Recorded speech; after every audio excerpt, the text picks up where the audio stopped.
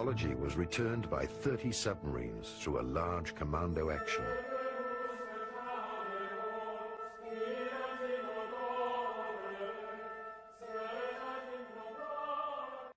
Halo, kembali lagi di dunia paralel.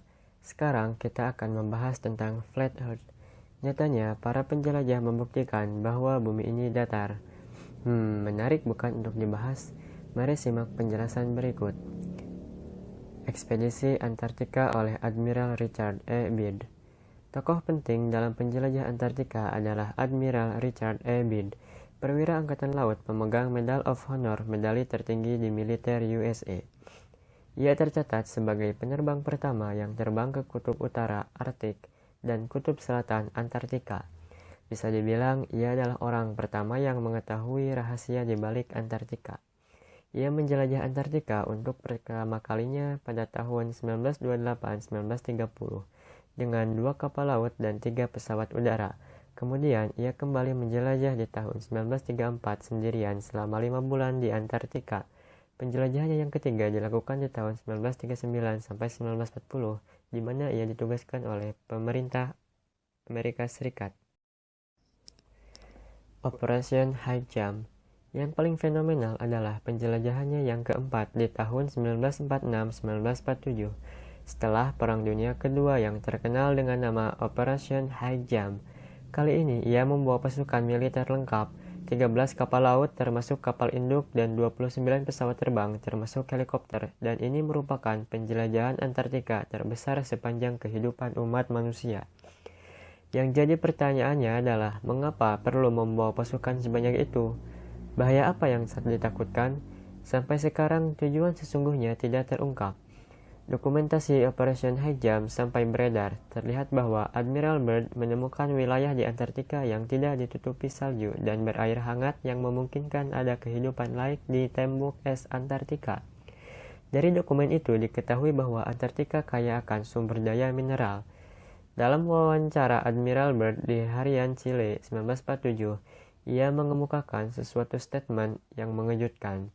Ia mengatakan bahwa Amerika perlu melakukan tindakan defensif terhadap serangan musuh yang datang dari Kutub Selatan. Musuh yang mana? Kenapa dari Kutub Selatan? Misteri ini masih belum terjawab hingga sekarang. Operation Deep Freeze. Ekspedisi kelimanya dilakukan di tahun 1956 sampai 1957. Dikenal dengan nama Operation Deep Freeze untuk membangun 3 pangkalan militer di Antartika. Yang jadi pertanyaannya, jika Antartika kaya akan mineral, kenapa yang dibangun pangkalan militer? Bukan malah mengeksploitasi kekayaan Antartika. Padahal banyak perusahaan yang mengeksploitasi Kutub Utara dan dinginnya Kutub Utara bukanlah menjadi alasan. Sungguh tidak masuk akal, bukan? Apa yang Byrd dan elit global sembunyikan? Dalam wawancara, Byrd juga mengatakan bahwa ada wilayah seluas Amerika Serikat yang belum pernah dilihat oleh orang lain, letaknya di bagian lain Antartika. Dari sini jelas bahwa sekali Byrd tidak bicara dengan menggunakan peta bumi bola, sebab jika melewati Antartika seharusnya akan bertemu benua lain di bagian selatan Khatulistiwa, yakni Amerika Selatan, Afrika Selatan, atau Australia. Byrd bicara dengan menggunakan peta bumi datar. Dari pernyataan dapat disimpulkan bahwa jika kita melewati Kutub Selatan, maka kita akan bertemu dengan dunia lain yang belum pernah kita lihat sebelumnya. Peta itu ditemukan di sebuah kuil Jepang yang dibuat sekitar 1000 tahun lalu.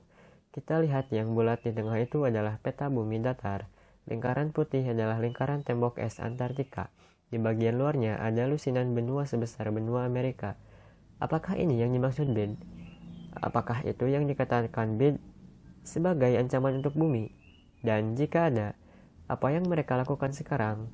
Apa rencana mereka untuk bumi kita? Menguasainya atau membantu? Tidak ada yang tahu. Antarctic Treaty. Pada tahun 1957, dimulailah perundingan Antarctic Treaty yang baru ditandatangani 2 tahun kemudian, yakni tahun 1959, di mana Antartika dideklarasikan sebagai daerah terlarang. Awal perlombaan luar angkasa. Di tahun 1957 juga diluncurkan Sputnik yang menurut sejarah merupakan satelit pertama di dunia buatan Rusia. yang akhirnya menjadi pemicu perlombaan antariksa. Setahun kemudian baru didirikanlah NASA oleh Amerika Serikat, dan dari sinilah dimulai cerita perjalanan luar angkasa. Antara lain pendaratan di bulan, bisnis satelit, pengiriman satelit ke Mars dan Jupiter, dan lain-lain. Amerika Serikat dan Soviet membom langit. Di tahun 1958 itu, Amerika Serikat dan Rusia kompak melakukan misi untuk membom langit dengan nuklir selama 4 tahun 1962 dengan nama program HANE atau High Altitude Nuclear Explosions. Dahulu ini sangat dirahasiakan, top secret.